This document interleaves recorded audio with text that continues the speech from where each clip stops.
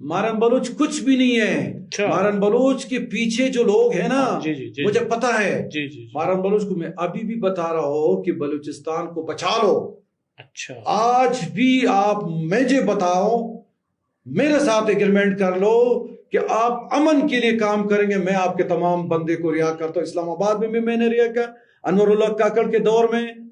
اچھا, اسلام آباد میں آپ نے بلوچستان کے جو بلوچ مسنگ پرسن ہیں وہ رہا کیے ہیں آپ نے؟ یہ پگڑی تو یہ سارے میڈیا پہ وائرل ہو گیا تھا. وہی مارن بلوچ کے پاس میں گیا تھا.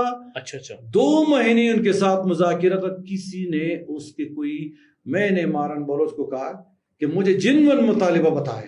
انہوں نے کہا میرے بندے جو ہے نا سارے جیلوں میں ہیں اور تانوں میں ہیں. میں نے ایسے ہاتھ کر کے وہ ویڈیو بھی ابھی بھی گوگل پہ پڑا ہوا ہے.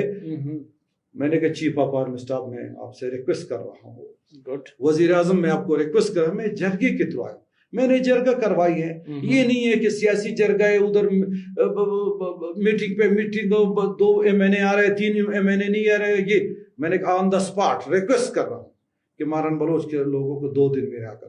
انور Ullah Kakar prime minister of Pakistan نے اسی رات کو کمشنر اسلام آباد, انٹیریئر منسٹر, سیکٹری سب کو بلایا کہ کل بندے دھرنے میں ہوں, اور کل 12 بجے سارے دھرنے میں تھے.